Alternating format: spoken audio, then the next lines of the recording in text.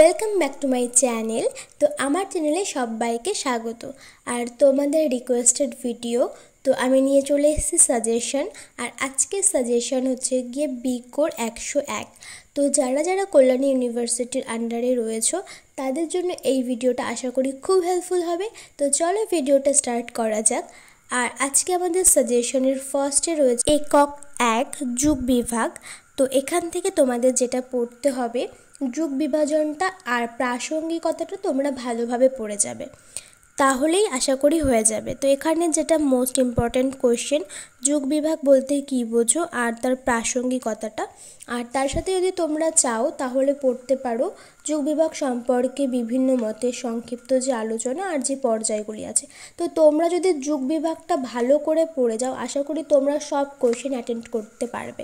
আর একটা কথা আমার ওপিনিয়ন্স থেকে তোমাদেরকে বলছি, আমি যে এককগুলো তোমাদেরকে সাজেস্ট করছি তো সেই এককগুলোর কনসেপ্ট তোমরা ভালোভাবে ক্লিয়ার করে যাও, তাহলে তোমাদের যেটা হবে যে কোনো কোয়েশ্চেন আসলেই তোমরা খুব সহজেই সেটা লিখতে পারবে, বানিয়ে হলেও লিখতে পারবে, খুব সুন্দরভাবে লিখতে পারবে। এরপর আসা যাক একক 2। তো একক 2 থেকে যেটা তোমাদেরকে পড়তে হবে, এই যে বঙ্গজাতির যে প্রত্নতান্ত্রিক বা প্রাচীন যুগের কোন কোন নামে চিহ্নিত ছিল প্রাচীন যুগটা, তার সাথে যেটা মোস্ট ইম্পর্টেন্ট সেটা হচ্ছে বাংলা ভাষা উদ্ভবের ইতিহাস, বঙ্গলিপির উদ্ভবের ইতিহাস, এগুলো তোমরা ভালোভাবে পড়েছো। আর তোমাদের আমি বারবার বলছি যে তোমরা কনসেপ্ট ক্লিয়ার করে যাবে। আর এন্ডে গিয়ে তোমাদেরকে একটা ট্রিক বলে দেবো, তো সেই জন্য তো আমার ভিডিওটা তোমাদেরকে কন্টিনিউ করতে হবে, তো ভিডিওটা কন্টিনিউ করো। আর এবার আমরা চলে আসবো একক 4 শ্রীকৃষ্ণ কীর্তন। তো তোমাদের যদি মনে হয় তোমরা শ্রীকৃষ্ণ কীর্তন থেকে কোনো কোয়েশ্চেন পড়তে চাও তাহলে কৃষ্ণ চরিত্র বা বড়াই চরিত্র, তাছাড়া তোমরা হচ্ছে শ্রীকৃষ্ণ কীর্তনের যে টপিকটা সেটা ভালোভাবে পড়ে যেও। আর না হলে তোমরা আমি যে ফার্স্ট দুটো এককের কথা বললাম এই দুটো একক থেকে যদি তোমরা পড়ে যাও আশা করি এই দুটো একক থেকে তোমরা ভালোভাবেই পেয়ে যাবে কোয়েশ্চেন। আর যদি তোমাদের একটু মনে হয় তাহলে এক্সট্রাভাবে তোমরা শ্রীকৃষ্ণ কীর্তনটা পড়তেই পারো।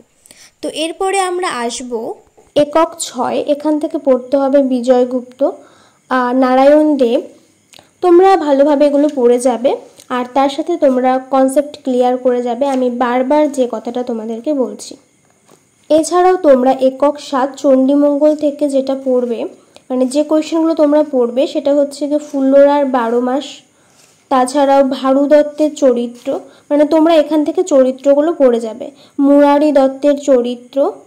আর এই টপিকগুলো খুবই ইজি টপিক, তো তোমরা জাস্ট একটুখানি যদি ভালোভাবে পড়ে যাও আশা করি তোমরা বিষয়বস্তুগুলো সবই জানবে।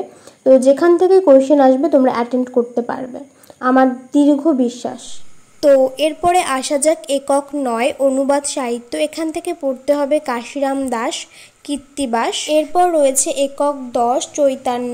তো এখান থেকে যেটা শ্রী চৈতন্যের সমাজ জীবনী আছে সেটা পড়ে গেলেই হবে। তার সঙ্গে যে কোয়েশ্চেনটা রয়েছে কোটেশন ইউজ করা চণ্ডা লহপি দ্বিজ শ্রেষ্ঠ, সেই কোয়েশ্চেনটার উত্তর হচ্ছে গিয়ে সমাজের মধ্যে থেকে তোমরা পেয়ে যাবে শ্রী চৈতন্যের সমাজ। আর মোট কথা তোমাদেরকে আমি বলছি শ্রী চৈতন্যের কনসেপ্টটা তোমরা ভালোভাবে ক্লিয়ার করে যাবে। এবার আসবো একক 12 বৈষ্ণব পদাবলী। তো এখান থেকে তোমরা শ্রী রাধা তত্ত্ব, কৃষ্ণ তত্ত্ব, গোপী তত্ত্ব এগুলো তোমরা ভালোভাবে দেখে যাবে। বৈষ্ণব পদাবলী বলতে কি বোঝো, তাছাড়া রাধার পাশাপাশি সখীদের যে একটি মূল্যবান স্থান দেওয়া হয়েছে সেই কোয়েশ্চেনটাও। তোমাদের মোট কথা আমি যে এককগুলো বলছি সেই এককগুলোর কনসেপ্ট তোমরা ভালোভাবে ক্লিয়ার করে যাবে যাতে যে কোনো কোয়েশ্চেন আসলে তোমরা অ্যাটেন্ড করতে পারো। এরপরে আসবো একক 16 লোকসাহিত্য। লোকসাহিত্য থেকে যা যা আছে সব কিছুই পড়তে হবে, কিছুই বাদ দেওয়ার মতো নয়। ছড়া, ধাঁধা, প্রবাদ, প্রবচন সব কিছুই আমাদেরকে পড়তে হবে। আর তার সাথে তোমার হচ্ছে কি গীতিকাটা তোমরা একটু দেখে যেতে পারো। এরপর তোমাদেরকে যে কথাটা বলবো বলেছিলাম তার জন্য আগে চ্যানেলটাকে তাড়াতাড়ি করে সাবস্ক্রাইব করো। পর্যায় গ্রন্থ 2 থেকে পড়তে হবে একক 6, একক 8। পর্যায় গ্রন্থ 3 থেকে পড়তে হবে একক 9, একক 10, একক 12। আর পর্যায় গ্রন্থ 4 থেকে জাস্ট তোমরা একক 16টা পড়ে যাও। আশা করি আমি যে কটা একক বললাম তোমরা যদি এই এককগুলো পড়ে যাও আর যদি কোয়েশ্চেন কমন না আসে তাহলে এসে আমাকে কমেন্ট বক্সে বলবে যে হ্যাঁ আমার কমন আসেনি। বাট আমি যে কটা একক দিলাম সব এককগুলোর কনসেপ্ট ভালোভাবে ক্লিয়ার করে যাবে, যাতে সেখান থেকে যে কোনো কোয়েশ্চেন আসলে মুখস্থ না থাকলেও সেটা তোমরা ভালোভাবে অ্যাটেন্ড করতে পারো। তো আমার ভিডিও থেকে যদি তোমরা একটু উপকৃত হও তাহলে একটুখানি লাইক করো আর পাশে থেকো। আজকের মতো বাই, নেক্সট ভিডিওতে তোমাদের সাথে আবার দেখা হবে।